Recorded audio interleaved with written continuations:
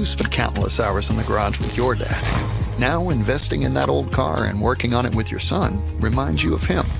And his legacy lives on. Fund your passion with a low-interest home equity line of credit from Bank of Blue Valley. Hi, it's me, just me. How are you guys? I'm going to let a couple of you guys jump on here, and I'm going to be a little bit more transparent than I was last week about where one of my favorite people in the world and my co-host is. So jump on here. Let me know if you're on here. Let me know if you're watching from LinkedIn. Are you watching from Facebook? Are you watching from YouTube? We have a fabulous lineup today. We have a fabulous show, but right now you're just getting me. So I'm going to try to do the banter part of the show all on my own, which I've been told I talk to myself a lot. So this is okay. So first of all, thank you so much for jumping on here. We're so excited. I was just talking with our panel today about this. Just started out kind of as a happy hour opportunity during lockdown for Scott and I, and it's turned into this amazing show where we've had over 300 amazing leaders from Kansas City. We've got some amazing leaders for the end of the year lined up. We are super excited to let you know who's all coming on the show. And of course, we're going to make that last show of the year fire. So keep staying tuned. If you are here, say hello over here in the comments. Look, we've already got people here. Hi, Lori. Hi, Lori. Lori and I are having lunch in a couple of weeks. So love Lori. Lori actually works at Bank of Blue Valley. So we love when Bank of Blue Valley jumps on here. Okay, so here's the deal. You notice this is 2 weeks without Scott. And last week I said he wasn't feeling well, and that was not a lie. I'm going to be a little more transparent. Scott is fighting something pretty serious, and he cannot be on here. It's probably going to be a couple of weeks before he's back. So if you will, keep him in your prayers. Also, maybe like just thinking of him. And if you do send a message to him or anything like that, just give him grace on replying. He is fighting a little bit of something. And so he's been in the hospital for a couple of weeks, but he has great friends and great family by his side. Keep his wife and his kids in your prayers. And we're all going to get through this, and he'll be back soon. And Christina is here. So yes, so send him messages of love and that we're thinking about him. I think everyone in this city loves Scott Havens. I was telling the panel earlier, I tried so hard not to be a Scott Havens fan, and he won me over, and we've become really good friends. So feel better, Scott. We miss you. Be back soon. In the meantime, I'm going to try to hold down the fort, which is not nearly as good as you did when I was sick. So here is the deal. I want to say, Bank of Blue Valley, you guys have got to check them out. They are making some major, amazing changes. We get to know some of the secrets, and they've got some awesome stuff coming down the line for the end of the year. They've got some really great rates on loans right now, and you guys need to go check them out. They have really dove into everything I've been looking at lately. It says that Bank of Blue Valley is a sponsor. So they are really putting their money where their mouth is when it comes to our community. And they've got some amazing things going on over there. So go check out bankbv.com. Bank of Blue Valley. Make sure that you tell them we sent you, say hello. I will tell you, I think I told y'all when we bought our house, I did my loan for our pool through them. And then I also moved over our accounts over there, and their system is easy to use. Everybody is so great, and their customer service is great. So, okay, I'm done plugging, but I actually practice what I preach, and I'm using them. That's how Lori and I know each other. So, okay, go check out Bank of Blue Valley. Enough about me. Let's get to our panel. I'm super excited about our panel. They all actually are friends with Scott. Today is the first day I'm meeting all of them. So this is going to be fun. Make sure you're telling us hello, who you're here to see. Are you on LinkedIn? Are you on Facebook? Are you on YouTube? I almost said Twitter, but we're not on Twitter, but you can share to Twitter. But let me know who you are over here. It looks like there's a bunch of you guys watching, so I'm super excited. So I'm going to bring in our panel, and then we're going to get started. All right, our first panelist today is Jess. Hi, Jess. How are you? How are you? Thank you so much for having me. It's great to see you. We're super excited. Thanks for joining us. Our next person, we're doing ladies first here, but that's mostly because they were on here first today. So they were right on time. Jess was a little early. Jennifer, how are you, Jennifer? Good afternoon. I'm great. How are you? Thanks for having me. Absolutely. Thank you so much for joining us. Kyle. Hey, folks. Hey, Aaron, when do we go poolside with Drinks with Leaders? So, fun fact, the first pool contractor didn't work out. So I would say June next year is the next. Yeah, you can't get two bad contractors in a row, right? That's what I'm hoping. So I will let you know, but you're going to get the first invite over here, Kyle. Cool. If I have a pool, I'm sharing with everyone. So, all right. And Ron, come join us. How are you, Ron? Hello, Aaron. I'm excited to be here and looking forward to conversation today. And I told Ron, I kind of gave him I like your microphone. You look very professional before this. Although you don't have the bedazzled one. I'm going to get you a bedazzled microphone. Perfect. I look forward to that. Perfect. You just watch your mail. All right, guys. So again, we've got people over here. Let us know if you are watching. Hi, Carol. How are you? Great to see you. Thanks for tuning in. All right, let's just jump into it. Jess, who are you? What do you do? And how do you get to Kansas City? Well, I am Jess. I am Jess Camp. I am the director of HR at Adams Brown, a full-service accounting and consulting advisory firm here in Kansas City. But we actually have 12 locations across Kansas, as well as one in Arkansas, and several remote employees, if you could believe that in today's age. But how did I get to Kansas City? Goodness, I followed a boy. Thank goodness I married him, met him at K-State. We were both going to school, and he traveled up here for a job with an engineering firm. And about a year later, I graduated and followed him up, and things just happened to work out. And we're living happily ever after a lot of years later, 18, 19, something. I know I don't look that old, do I? I really don't. But I love that you don't really know it either. It's been a little while. Does it really matter, right? Today's what matters. But no, it's been fun. It's been a fun journey in that relationship, but also just navigating Kansas City. I'm a kid from the country, making it in the city, loving some of the amenities up here, but also keeping my hometown roots with, like I said, Adams Brown is headquartered in central Kansas. So it's kind of funny. I found a home. After spending 12 years with engineers, I moved to accountants. I know there's something wrong with me. I know there's still a debate about are accountants worse than engineers? Are engineers worse than accountants? And as an HR lady, they both drive me crazy because my brain's very different. Well, okay, but they're both very, very in need right now, right? So as an HR person trying to hire in this environment. Yes. You find me an employer who is in a hard time finding talent right now. And wow, I'll give you a gold star. No, talent is in need in the accounting industry, just like every other industry. I think the big thing that has come to the surface in the accounting industry is our clients need more than just what they thought was traditional accounting work or just tax work. They now need a bookkeeper. They need someone to navigate PPP and EIDL loans and ERTC and all the other acronyms the government's been throwing out the last 18 months. HR services. I have been more busy externally for our clients than I had in my entire career prior, just because they realized, hey, I think I need that HR mind through some of this craziness. But yes, finding skilled talent that is not afraid to talk to a client, is not afraid to not know the answer. That's one of the things we hear all the time. I don't want to call that client. What if I don't know the answer to their question? You know how many times employees call me and I don't know the answer? We're going to figure it out. Absolutely. And we'll get back to you. So anybody. Can I ask you a question on that? You totally Do you find that, so do you find that there's a generation piece into that, not wanting to call and fake it till you make it? Is it older employees, younger employees, or is that kind of across the board? I would say, looking back at both my engineering as well as my accountant experience, I would say it is across the board from a professional services technical realm. I went to college. I have this degree. I might have 2 degrees. I have some letters behind my name. I am an educated, smart person. And someone's going to ask me something I don't know. That can't possibly be, right? They're almost afraid of not knowing the answer. And we just give them permission to be wrong, to not know the answer, because that's life. I mean, look at this panel. How many of y'all were just perfect in your entire career, right? Oh no, Okay. Sorry, Aaron. Sorry. my new career.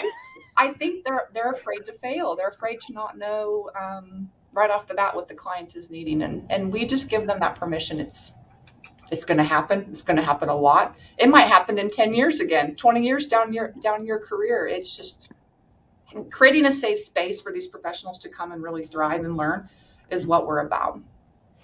That's so interesting. I'd love to dive in more later about how Gen Z is, because I've been reading studies on Gen Z, right, in marketing, where Gen Z, they grew up with being able to get all the information at their All the fingertips. time. So there's a little bit more confidence going into a job than ever before. So that'd be interesting. That's really interesting that you're saying it's a knowledge level based off how much degrees and stuff they have. That's crazy. That's what I've seen. But yes, I can tell you this younger generation, and I have to tell you, I'm a millennial. If you look at the years, just by a little bit, but I don't think I act like what they portray millennials to be. And you know what, millennials and Gen Z and whatever else letters they're coming up with, if you really get to know them, there are some similarities, but they're each different. Right. Yep. Well, yes, I'm excited what they're coming up next. My 9-year-old asked me what generation she was yesterday. I was like, I don't know. I haven't heard about it yet. So why is that a thing even? That just makes me, it makes me crazy sometimes. We try to put these labels on individuals, and that they're just humans. They're just humans. Yep. Well, thank you for joining us. Sure. Jennifer, who are you? What do you do? And how do you get to Kansas City? Sure. So Jennifer Katrulya, I am a partner at Citrin Cooperman Advisors. We are a mid-market CPA and advisory firm. I actually, we're based out of New York City, but we're national. And I actually came to Kansas City about 6 years ago when I was a co-founder, generously invited to be a co-founder at H&R Block. And so co-founded the small business division there. And that's actually around when I first met Scott. But then have just fell in love with the area. I was told I would. And so it was supposed to be a part-time in Kansas City, and then going back to New York became more and more time.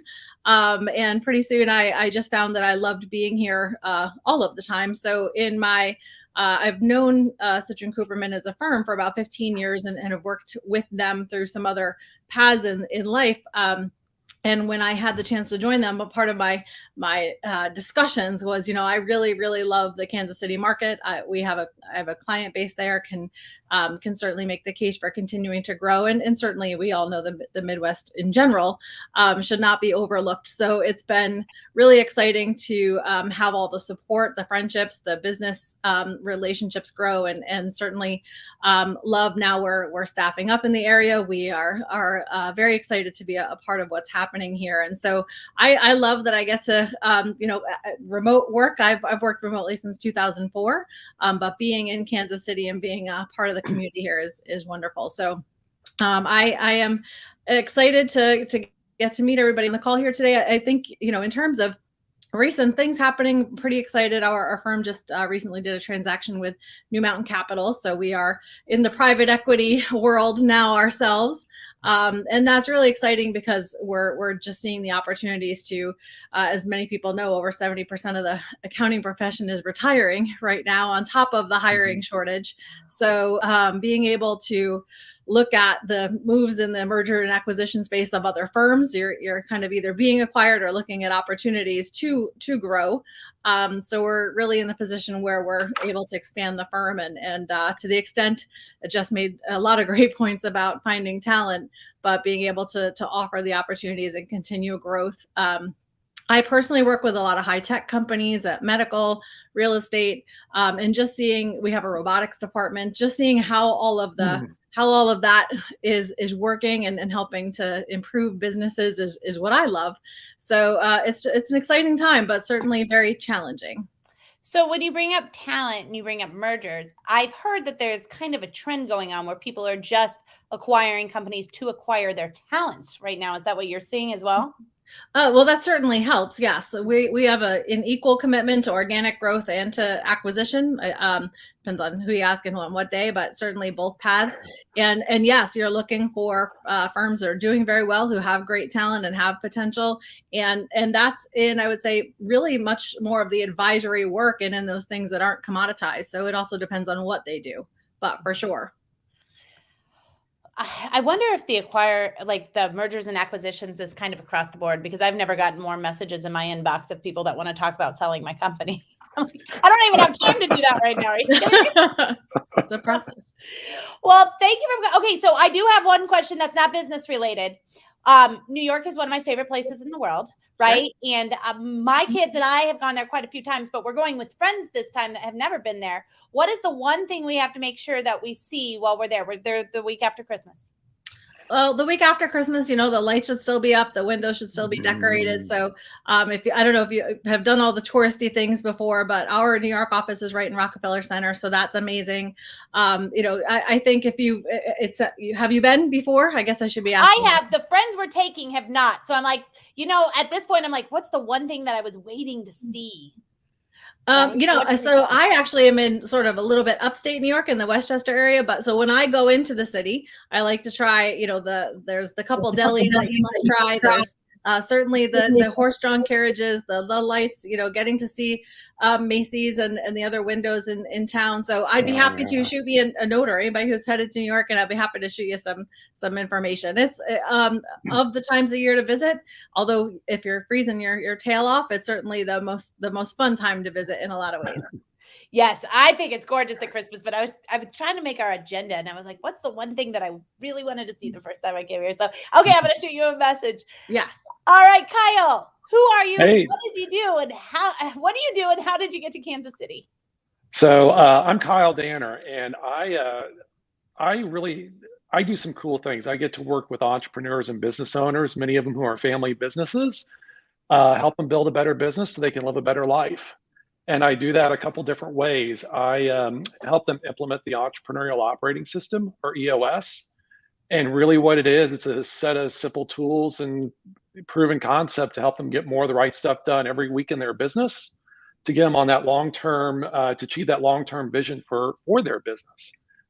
So that's one part of my business. The other is I work with family businesses through succession and exit planning.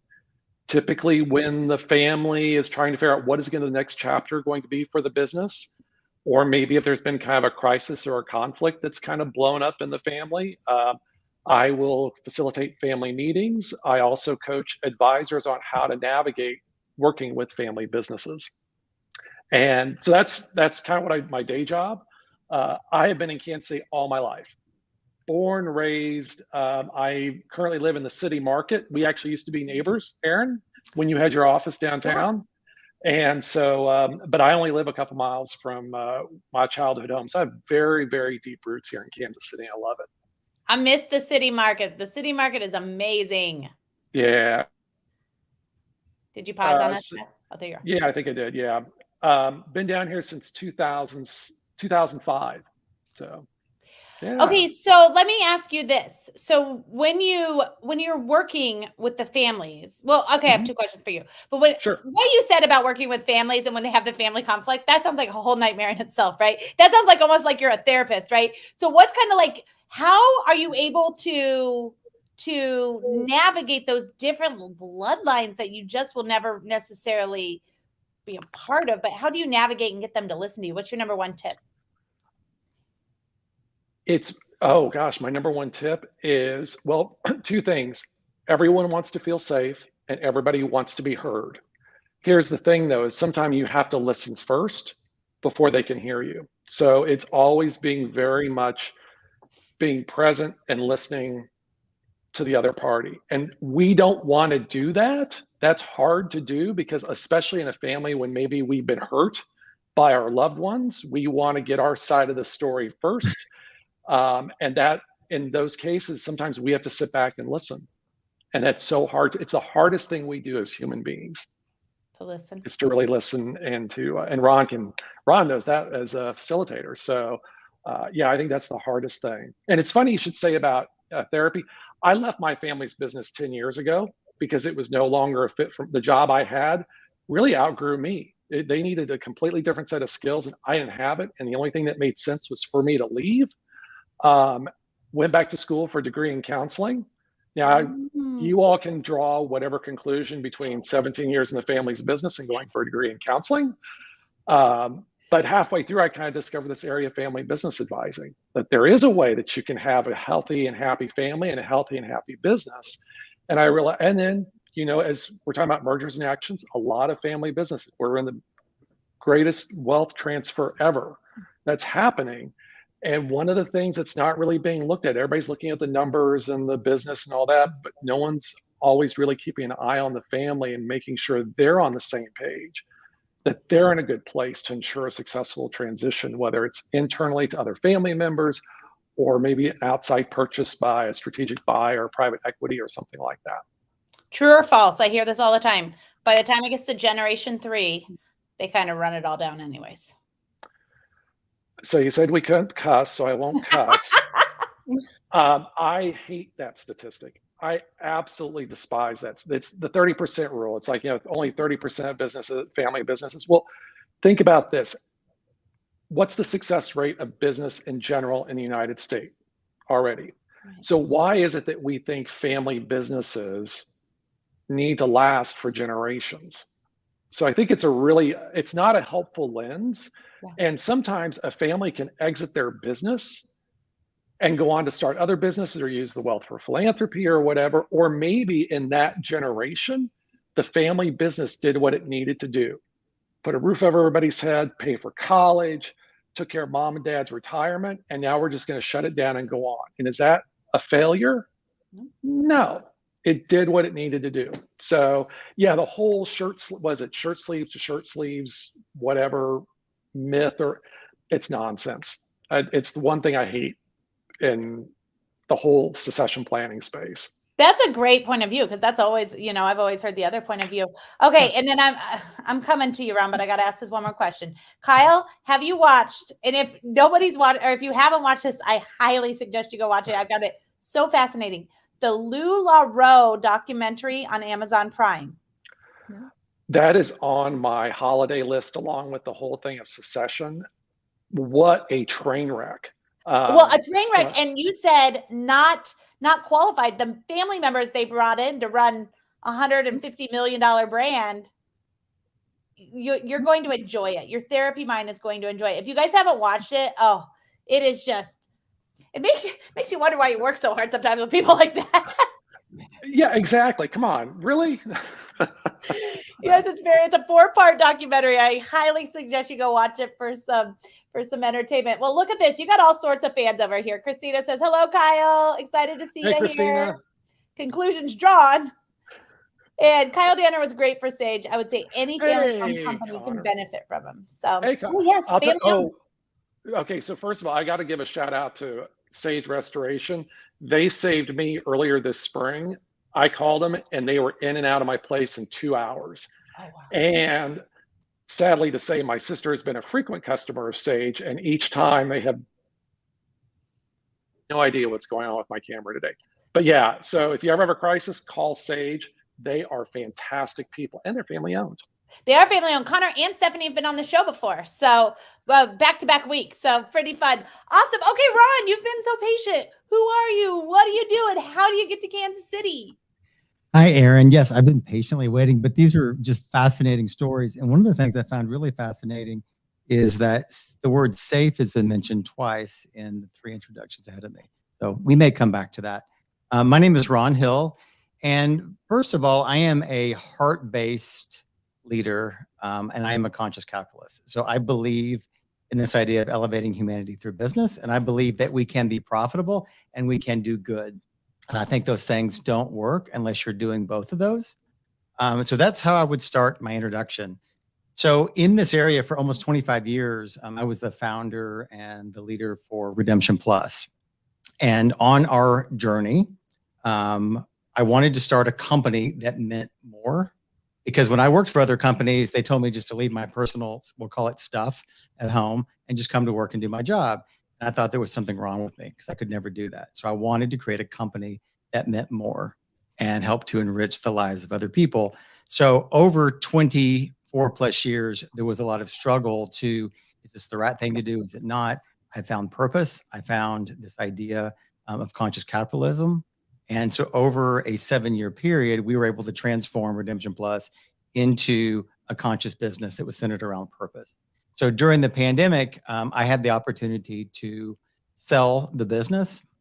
And so I did that about a year ago. So I decided I was going to spend a year trying to decide, where does my energy take me? What do I really love to do? And what I found is that in my role as the leader and the visionary of Redemption Plus, I loved that work. And so I kept being drawn to this idea of guiding other CEOs. So currently I've just started, I know you've got me down as our Insights, which is really the leftover corporation from Redemption Plus. But I just go off LinkedIn. What's that? I just go off LinkedIn. I know I changed it after you put it there. It's fresh. So Intrepid Journey is this new company that I've founded. And the idea is that I want to be able to catalyze love and empathy in the world of business. And so there's 3 different ways that I do that. One, I call it being a purpose Sherpa, and helping organizations either find purpose, articulate their purpose, or how they update their organizational clarity statements. And then the other way is we have a conscious leadership experience in helping to grow the next generation of conscious leaders.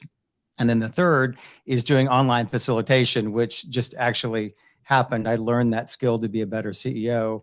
And then oddly, a year after I sold my company, I became a certified guide, because I believe in this idea of unlocking collective wisdom, and that there's a few of us don't have all the answers, and that when we can unlock that collective wisdom, we're better. So that's my long introduction to who I am, what I do, how I got to Kansas City. I got to Kansas City twice. Once I was about probably 6, 7 years old.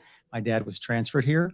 So I moved here in 2nd, 3rd grade-ish, grew up in Kansas City, was from Texas, decided I was going back to Texas, went to college there. I'm going to live in a big city. I'm never coming back to this tiny little town, Kansas City. And ultimately, I ended up coming back here and met my wife when I came back. And I found that Kansas City really had grown into the city that I was looking for other places. So absolutely love being here in Kansas City. What part of Texas? I'm from Fort Worth, but Okay. after college, I lived in Dallas, and I went to Baylor. So I got to spend time in Waco. What's that? I did my 20s in Dallas as well. Yeah, it was a great place in the 20s. You got Matthew McConaughey vibes. Oh, cool. I'll take that. Does anyone tell you that? I think maybe I should go to Austin. I was like, when you said Texas, I was like, I know it. I already knew it. Okay, let me ask you this question, because you're saying this stuff, and I think this stuff sounds amazing, right? And I think when I started my business, I really saw myself as this leader, this very like conscious, caring leader. And then when you get into the day-to-day stuff, it's very easy to look at the numbers and to look at the stuff and the overhead and to start to lose some of that, especially the bigger your company grows, right?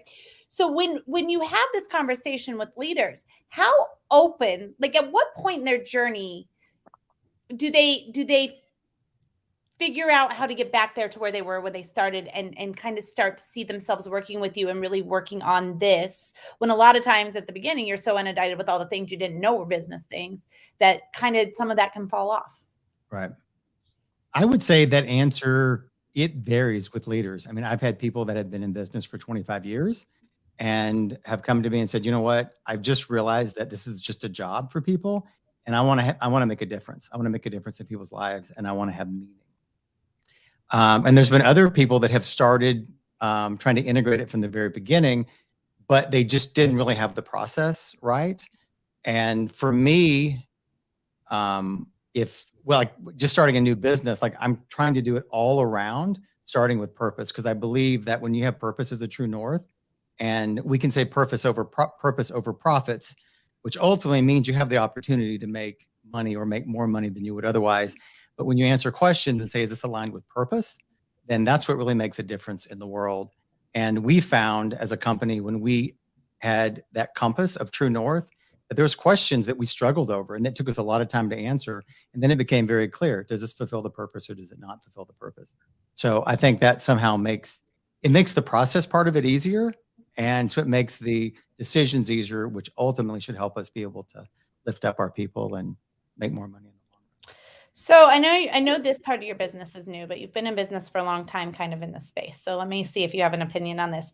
There is a big, I run like a lot of social media accounts. Let's just say that. Run a lot of social media accounts for a lot of different people. And one of the big things I see back to that younger generation is that I'll put this out there. There's a meme that's been going viral for close to a year that says they'll have your job reposted the day after your funeral.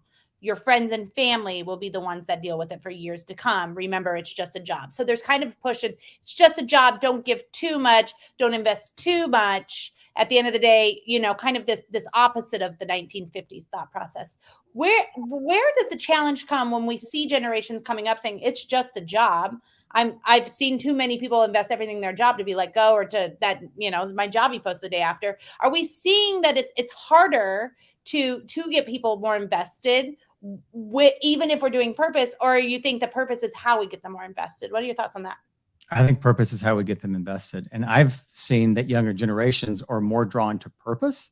Mm-hmm. My kids understand purpose, and I didn't understand it till about 10 years ago. So maybe I am a slow learner. But we had people coming right out of college that came and looked at Redemption Plus because they wanted to work for a purpose-driven company. And so I think that is really the catalyst to how we create meaning, so that it's not just a job. And when ultimately we can align somebody's individual purpose, and if they don't actually know their purpose, then I think as leaders, we can help them find it. And when we match up with the company's purpose, I think that is a really, really beautiful formula for how you live a very integrated life. So you don't have to kind of leave your personal stuff at home. You get to bring all of you to work. And then you can unlock that creative, collective genius of the company. Well, let me tell you, usually people line up, right? You start to meet people and they remind you of other people. And the person over here that commented about you, well, Christina's a big fan of a lot of y'all. You ladies need to meet Christina. She is a good person to have on your side. It looks like. Hi, Christina. I've never met you either. So, all right. Mitch Case is probably one of those people that I know that is so people are drawn to him as a person. And he said, just got an email from Randy Edge, and now here you are. Looking forward to connecting with you soon. So I love that's how Kansas City works. Two good people connect, right? Yeah, that's awesome. We literally just scheduled a time to talk about what he's doing that overlaps with a little bit of what we did at Redemption Plus, which is how I met Scott, because we served meals at Redemption Plus, and I would bring people in and we would have conversation. So that's ultimately how I met Scott, having a meal at Redemption Plus. Amazing. Kansas City's so small, but so fun when good people line up together. So, well, thank you for joining us, Ron. All right, we're going to jump into our second question. Jess, we're back to you. This past year and a half, I always say this, we don't want to discount that it wasn't tough for a lot of people. And a lot of people have been through the ringer. A lot of people are still going through the ringer. A lot of people will have to deal with the ringer of the after effects, right? For me, my partner works in healthcare and she hasn't even had 5 seconds to slow down, right? So we understand that it's tough for a lot of people still, but what people love about the show is the optimism. So Jess, can you kind of talk to us about a win you've had this past year and a half and how that's affected everything? I actually have 2 wins, if that's cheating. Absolutely. I think the number one win that's kind of close to me is this year. We obviously have this talent war thing going on, right? If you haven't heard about it, turn on Google. But that we have had people come to us voluntarily to say, I know somebody who works here. They were talking about how you treated everybody last year, how you respected their boundaries, how you worked and you listened, you heard. I think Kyle was saying, you got to listen first. You have 2 ears and 1 mouth for a reason. We were listening to our employees. We were working hard to get them what they needed. And people have come to us voluntarily because of how we treated people last year and into this year. That, in my opinion, from a human perspective, because I'm all about the human stuff, right? It was a huge win for me and for my firm. I was so excited that we gave that space, that safe space. Yes, Ron, you're right. Safe space last year to work through one of the most difficult years in a long time, right? And it resonated out into the community, and people wanted to come be a part of our team because of it. So that's a huge win. The other win was my team grew. My team, HR, my firm invested in that overhead, quote unquote overhead, because they knew we needed more resources to take care of our employees. We needed more programs that would help our employees be their best selves, whether it was at work or whether it was what they were dealing with at home. Because you're right, those are not separate. Total integration, work-life integration. There's no balance. It's all about integration. And when one gives, the other can can flex. It's really neat. But we grew, we doubled. And for a firm to invest in overhead in one of the most difficult times because they knew our employees needed it. I needed it as a leader of people. It was so very neat. We onboarded them successfully remotely, which probably was blowing people's minds to remotely onboard two human leaders, human capital people. Big win. Both are big wins for me in the HR space as well as just the human space period. I would be really honest. We don't have an HR person because I have such a small business, right? But I've worked with big businesses where they have HR people before, and I think that HR gets this reputation of not of checking the boxes and kind of you're kind of the police, right? We're the dress code police, and did you fill out your forms on time? Let's be real, right?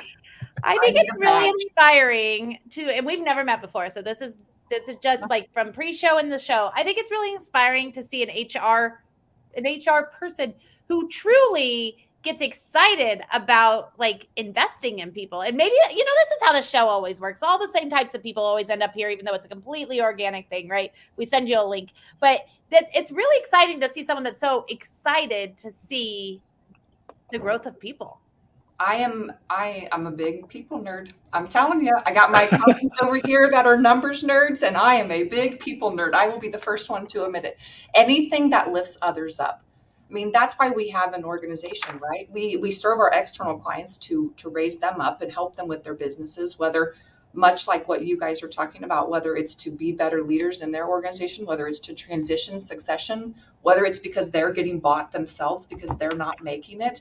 We are able to be that ally for that client in that moment, even if it's a yucky moment. We also love being obviously their ally when they're growing and they're needing to buy something because they made so much money this year. We're going to help them on their tax bill. I mean, the fact that we get to serve people every day is so cool.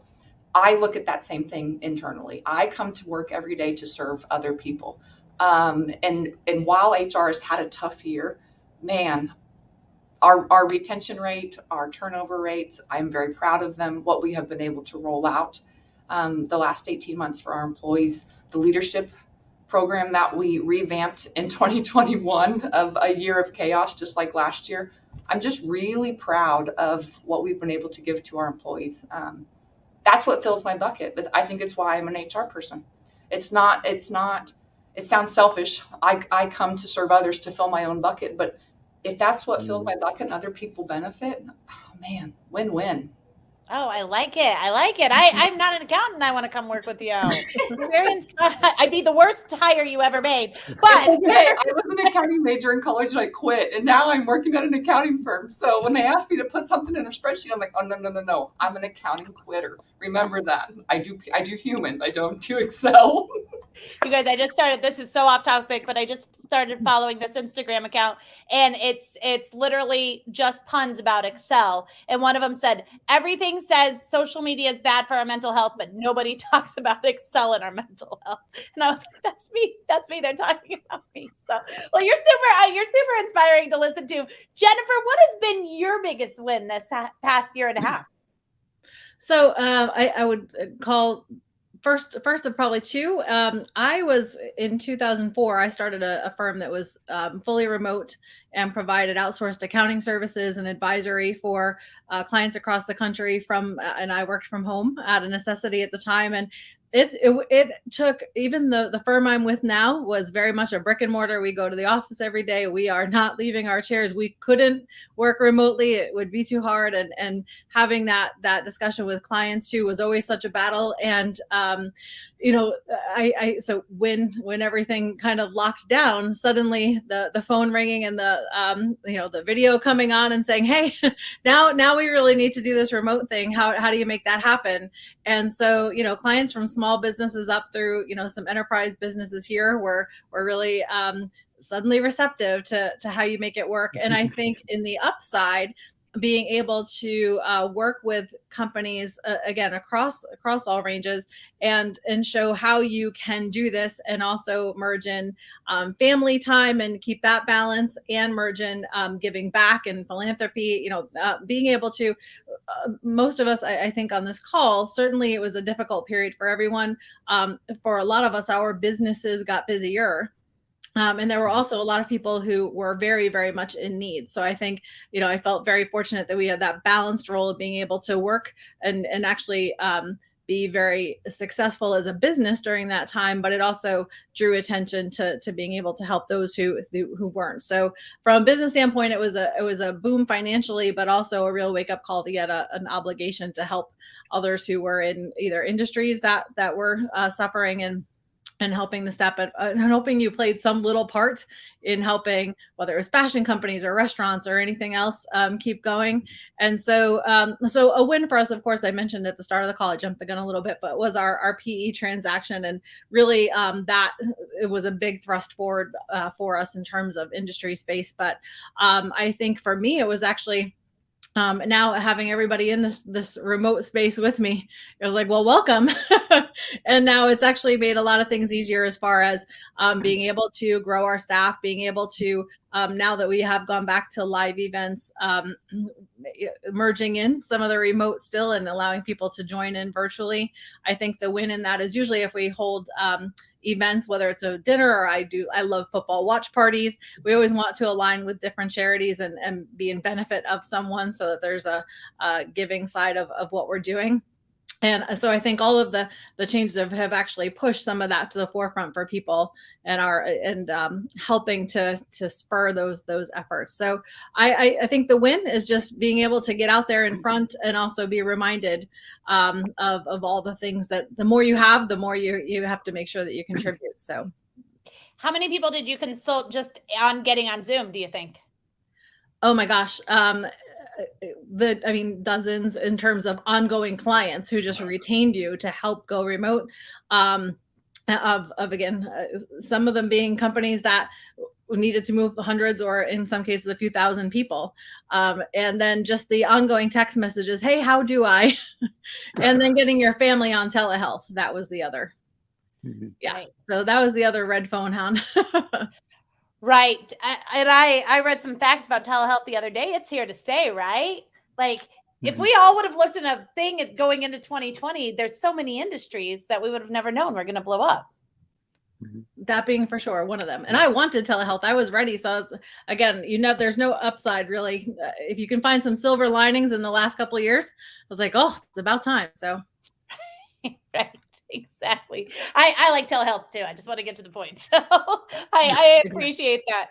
Well, it sounds like you've had, a lot of good things happen, and Zoom. I bet you would have been my go-to person if we would have known. So going in. Kyle, how about you? What's the last year and a half look like for you? What's a win? I think the win, originally I thought I would build my business in my own backyard here in Kansas City. But then again, a pandemic doesn't do very well for having in-person day-long workshops and conference rooms. So what's ended up happening is I've actually gone global.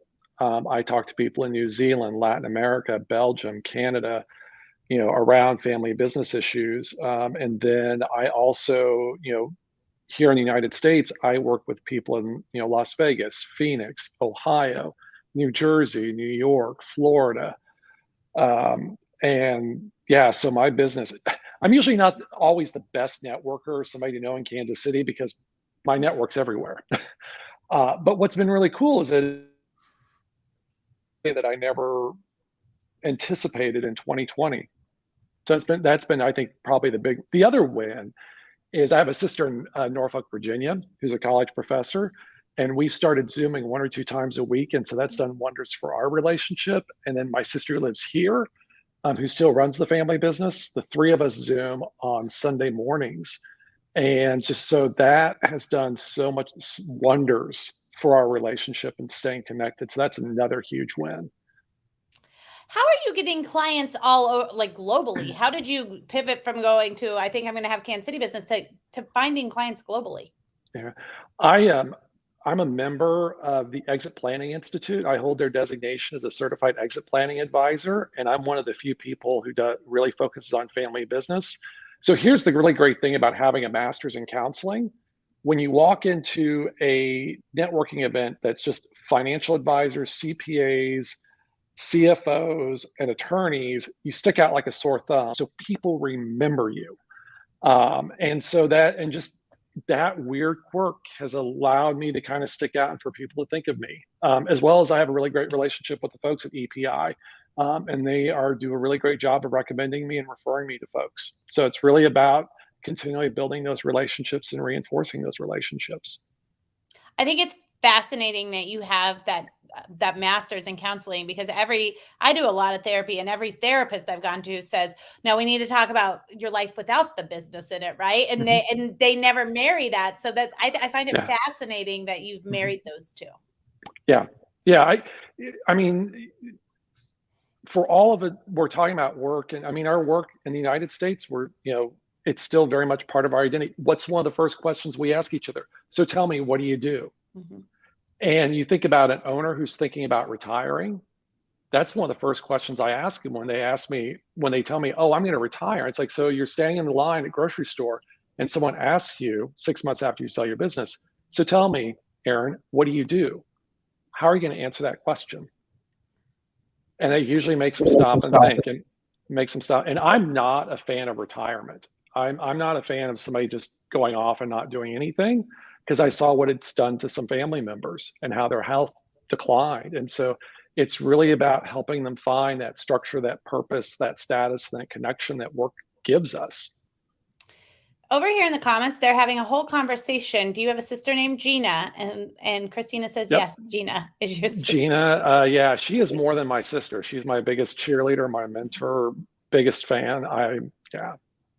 Well, that's fun. Are you related to oh, look. Yes, we're getting all sorts of stuff over here. Tracy Danner, I went to high school with her. Do you know her? I do not know Tracy Danner. I thought I'd jump in. She's a wonderful nurse out here.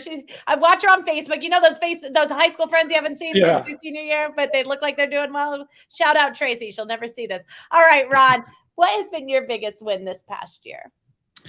Well, I'm going to tie into, Aaron, I think it's what you just said, this quote, talk about your life without your business in it. And so when I look at my biggest win, I went from a company that I had founded and felt very much it was about what I do, my place in the world. And so when somebody's asking, what do you do? Right? I'm a founder of this company. And so moving from that and being able to walk away from that business and giving space to really what comes next and being able to navigate that, I would say is my biggest win. And the ironic thing is that I mentioned earlier, I went to this training called Exchange Approach because I wanted to lead as a more curious leader. And I wanted to learn how to really unlock the collective wisdom in my organization. And so to go wanting to just be a better leader and lead my company, and then ultimately realize that that's the work that I'm drawn to, and to become a certified guide around it. And I know Christina Long keeps popping up in our conversation, but we are partnered on a current project, and we just ended Friday. And I said to her, number one, I can't believe I'm doing this work. And number two, I cannot believe that I actually love this work so much. So I think the win is really understanding what your purpose is, because we talked a little bit about that purpose is a true north. And that when you know what your purpose is, it's not about the work, the actual work that you do. It's about how you fulfill that purpose in the world. And I think ultimately how you're of service to others in the world. So I would say that's my biggest win, realizing that everything that happened during the pandemic was really actually happening for me, even though there were times when I thought, oh, this is happening to me and it doesn't feel very good. So just navigating that and then going on my own journey of leadership and how I'm continuing to grow and be open and be present to the changes so that I can help guide other people on that path. I love what you say about the pandemic. I want to ask you this. And I'm going to work on not saying I'm going to ask you. I think this is because I'm insecure about not being a co-host today. I don't usually say that so many times. It's driving me nuts. Sorry, guys. What do you see as your purpose? And when did you know that was your purpose? Well, there's a couple things. So I'm a thoughtful and passionate connector and guide and a catalyst for straight talk with heart, allowing space for growth so people can live enriched lives of meaning and purpose. I knew that about 4 years ago, and that was working with a coach. And so ultimately the purpose of this new company is about how we catalyze love and empathy in the world. So those things go together. And the crazy thing is that when this purpose came out, and I'm a thoughtful and compassionate connector and guide. I thought, well, I don't really do that. I'm not really a guide. And then ultimately, here I am a number of years later, and that's actually the work that I'm doing in the world. So that was the process and how I figured that out. Bill Brandmeier says, let's bring back Halloween. I don't know what that means, but now you have to tell us. Halloween was a fundraiser. So my last name being Hill and Halloween, and I love Halloween, and this little party my wife and I started in our backyard. And then last year it was at Starlight. So we did that as a fundraiser, and it was, it got very big, and it was a little crazy with the costumes, and it was really a full-time job. So I would invite Bill to take it over, and I'll help him. I'm going to give shout out to Bill real quick because I've been meaning to give him a shout out. So here he is. So let's give him a shout out. We showed up to a football camp a couple weeks ago. And of course, my 12-year-old, the football player of our family, was wearing slides for the camp, right? Because that's what all the kids wear. They're like the sandals. And Bill was there because he was part of putting this camp on. And he immediately took off his shoes and gave them to my 12-year-old so he could partake in the camp and walked around in just his bare feet. And I've never seen anything like that. So he loves you. But Barbie Hill is the bomb. Is your wife Barbie? My wife is Barbie. Hi, Barbie. And thank you, Bill. Love you too. Ever. So, little shout out for you, Bill. All right, here we are at Scott's favorite part of the show. And because I hate this part of the show, but Scott loves it so much and we miss him so much, we're still going to do it instead of skip it like I always told him I would do if he wasn't on the show. All right. So this is what Scott likes to do. Everybody's got about a 2-minute answer here, and then we're going to be at the end of the show. But Scott loves, if you've ever gone to anything with Scott, Scott loves to do an icebreaker. Not always at the beginning, sometimes at the end like we do on the show. But he loves to do an icebreaker, whether it's 3 people at a happy hour or 150 people in a room, and it's going to take the whole time, right? He loves icebreakers. So I'm going to ask you guys a personal icebreaker question, and then you got about 2 minutes to answer it. So one of his favorite things is, what was your absolute favorite chain restaurant to eat at? And what is one of your first date memories? So it's kind of a 2-part answer. Favorite chain restaurant to eat at and favorite or first date type memories. And Jess, I know you've been married for a long time, so long you don't even know, but I'm going to ask you first. Don't tell my husband that. Favorite chain. Okay, so I grew up in the middle of Kansas, so we didn't exactly have a ton of chain restaurants. So we have to go with the old trusty Pizza Hut. That was a big deal at our house when we got to go to Pizza Hut. Did you have the buffet? Of course, that's the only way to go, right? Because then you could get a plate of pizza and then 2 plates of dessert pizza. That's just kind of the ratio that worked out. Freo date memory. Good night. That's been a long time. I actually, probably one of my favorite date memories is my husband took me to a concert in Manhattan. Not my music of choice, not at all. And I was bored out of my mind, and he recognized it very quickly, and he said, "Do you want to get out of here?" And I'm like, "Oh my God, I feel so bad. I can't imagine how much, you spent on these tickets, and, in college you're making nothing, right?" "Yes, please." So we left. We went down the road to a bar, and it was like a Tuesday. 2 of us were pretty much the only ones in there, and we talked for 3 hours. Sounds super cheesy. I know, super cheesy. Because if you know the man today, he's like zero romantic. Every once in a while it comes out, but whatever. Such huge moment in our relationship. Very thoughtfulness. Now imagine if he would have paired that with Pizza Hut. He would have had me earlier. Yes, it just took him a little longer to come around. Jennifer, favorite chain restaurant and good date memory. Yeah, favorite chain restaurant. I don't know if anybody remembers. It used to be Ground Round. It's somewhat like now if you go to a Texas Roadhouse or something. It was just a simple family restaurant where you could do the peanuts on the floor and everybody was relaxed, and they do again at the time, like the dances for kids and stuff. So we were in a pretty country area, so it was kind of a fun time for everybody, and just super simple, and but it was good food and easy time for everybody. So that one was a bummer when it left, because it was sort of the not serious place you could go among like serious restaurants. So it was just kind of the casual fun place, and it went the wayside. But and as far as favorite dates, so actually an unplanned one when I was traveling before I was married was date met on a plane ride out to San Francisco. And so by the time we landed, it was a date invitation, and had the chance throughout a week to do much of the city together, and kind of see the sights with someone who was much more familiar than I was at the time, at least with San Francisco. And, because you don't know each other and it's brand new, you have the novelty of everything being, planned out and being super, I don't want to say extravagant, but it was kind of a perfect date week. So that was, and having met on a plane ride out and have that become a week of dating was kind of fun. So that's very fun. And I will tell my daughter one day, very dangerous possibly, but very fun, right? Isn't it good when it turns out that way? That's public events. So well, that sounds amazing. Thank you for sharing. Kyle, favorite chain restaurant and favorite date memory? Favorite chain restaurant. So actually, it's not so much a chain restaurant. It's the Mobileteria truck. So dad had a delivery business. And as a little kid, starting at 4 years old, we would chase down the Mobileteria truck. And this is like those food trucks that pop up, that goes around the industrial parks and they sell sandwiches and stuff. I mean, the food's awful, but chocolate milk. We would chase it down for chocolate milk in the morning and in the afternoon. And it was the bomb. So yeah, that's like my favorite like chain restaurant. First date memory was with a girl who I knew since kindergarten, and we went to Annie Santa Fe just before a Friday night mixer at St. Pius X High School. So Catholic appropriate. Very Catholic appropriate.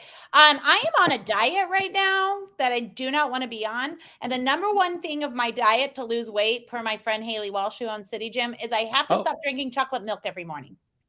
I love it so much. So, chocolate milk. Apparently, it's not great for you when you're 42, Kyle. So, right? Boo. Right there. Ron, what's your favorite chain restaurant and a good date memory you have? Well, when you first asked that question, I'm like, ooh, chain restaurants are not really my thing. And then, so I kind of have this thing, and a few people know this, and I believe in transparency, but it's something I don't talk about a lot. It's kind of have this thing for Taco Bell. Occasionally, all through college, the whole fourth meal thing happened for a little while. And so I think that Taco Bell would have to be my answer there. And I eat plant-based these days, so the menu options have narrowed, but I can still be able to get me a little snack. After that Halloween I just party, said get probably? me a little snack. That's not even proper English, but I can still get a snack at Taco Bell. So that's my chain restaurant answer. And then the date, I would say, so my wife and I were set up on a blind date. And I was working with a personal trainer, and she was going to a class. And this person said, you guys need to get together. I was starting my company back then, and I didn't call her for a while. And then I felt like it was just way too long to call her. And so then a couple of months went by, and our friend called, and she said, you have embarrassed me, and I'm not asking you to marry her, just take her to lunch. So had my chance again, called her, took her to lunch. And then our second date, we went to the Jazz Fest. And I believe we had a bottle of wine, and we just sat, I don't know who was playing, but it was just a perfect evening. And we just sat and talked. And I think that's where both of us decided we could really, really talk to each other. And we got engaged 6 months later. Thank God for that. She gave you a second chance. I know. What a right? boy thing to do, Ron. I know. I'm outing myself. Well, good job, Barbie. We're giving you the credit on that one, Barbie. And I bet you hit up that Taco Bell after that Halloween party. So thank you for being so transparent with us about that. I also enjoy Halloween. Absolutely. Now people know. Or not Halloween, talk about both of them. I enjoy both of them. Well, thank you so much. Again, huge gratitude to our panel. Thank you so much for coming on today. Thank you for dealing just with me as the host. Sorry, I said I'm going to ask you a question so many times. Thank you so much to absolutely everybody on here that watched. And of course, thank you to Bank of Blue Valley for sponsoring. Scott, we all are thinking about you. We all want you to get better soon. And we will all be looking forward to your cheesy icebreakers in no time. So we'll see you same time, same place next week. Thank